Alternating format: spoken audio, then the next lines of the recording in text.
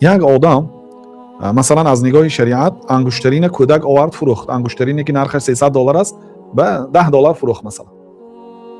این انیخ که از مادرش نپرسیده گرفته آمدگی فروخت خود است از آن مادرش. مثلا همین عقد خرید و فروش باطل است. عقد خرید و فروش حساب نه. قاضی به شکایت کرده، قاضی برمیگردونه انگشترین صاحبش بده پولت گیر گفته میشه. برای چی؟ برای اینکه وای حالی سزاواری خرید و فروش نه این کودک.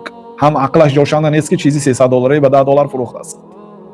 آدمی که اگر میلیاردر باشد کافر باشد وای بی عقل است. برای چی؟